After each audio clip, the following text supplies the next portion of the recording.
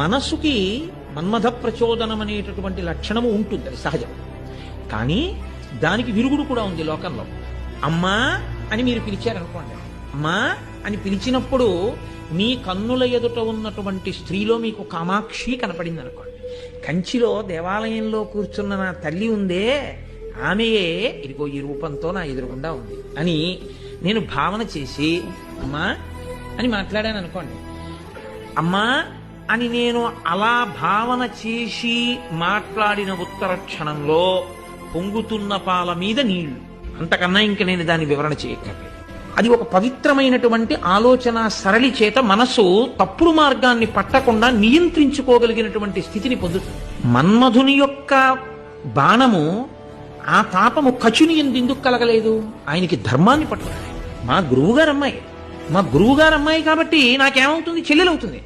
నా చెల్లెలు అన్న భావన కలిగిన నాడు ఇంకా ఆయన బ్రహ్మచారి అయితే మాత్రం ఆయనకి మన్మథ తాపం ఎందుకు కలుగుతుంది?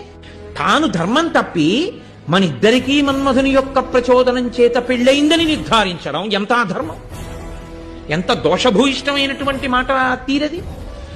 కాబట్టి ఇప్పుడు కచుడు చాలా మర్యాదగా మాట్లాడాడు. ఆయన అన్నాడు, తప్పు, నాకు అటువంటి వికారం లేదు, నేను ఎన్నడూ నిన్న ఆ భావనతో చూడలేదు. ఎంత అద్భుతమైన మాట అండి అది. ఆ భావన నాకు లేదు, నేను బ్రహ్మచారినేనైంది. మనసుకి మన్మథ ప్రచోదనం అనేటటువంటి లక్షణము ఉంటుంది, అది సహజం. కానీ దానికి విరుగుడు కూడా ఉంది లోకంలో.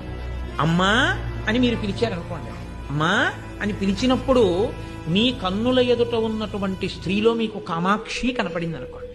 కంచిలో దేవాలయంలో కూర్చున్న నా తల్లి ఉందే, ఆమెయే ఇదిగో ఈ రూపంతో నా ఎదురుగుండా ఉంది అని నేను భావన చేసి అమ్మా అని మాట్లాడాను అనుకోండి. అమ్మా అని నేను అలా భావన చేసి మాట్లాడిన ఉత్తర క్షణంలో పొంగుతున్న పాల మీద నీళ్లు, అంతకన్నా ఇంక నేను దాని వివరణ చేయక్కర్లేదు. అది ఒక పవిత్రమైనటువంటి ఆలోచన సరళి చేత మనసు తప్పుడు మార్గాన్ని పట్టకుండా నియంత్రించుకోగలిగినటువంటి స్థితిని పొందుతుంది. మన్మధుని యొక్క బాణము ఆ తాపము కచుని ఎందుకు కలగలేదు? ఆయనకి ధర్మాన్ని పట్టుకున్నాడు. మా గురువుగారు అమ్మాయి కాబట్టి నాకేమవుతుంది? చెల్లెలవుతుంది. నా చెల్లెలు అన్న భావన కలిగిన నాడు ఇంకా ఆయన బ్రహ్మచారి అయితే మాత్రం ఆయనకి మన్మథ తాపం ఎందుకు కలుగుతుంది? తాను ధర్మం తప్పి మనిద్దరికీ మన్మధుని యొక్క ప్రచోదనం చేత పెళ్ళయిందని నిర్ధారించడం ఎంత అధర్మం, ఎంత దోషభూయిష్టమైనటువంటి మాట తీరది. కాబట్టి ఇప్పుడు కచుడు చాలా మర్యాదగా మాట్లాడాడు. ఆయన అన్నాడు, తప్పు, నాకు అటువంటి వికారం లేదు, నేను ఎన్నడూ నిన్న ఆ భావనతో చూడలేదు. ఎంత అద్భుతమైన మాట అండి అది. ఆ భావన నాకు లేదు, నేను బ్రహ్మచారినేనైంది.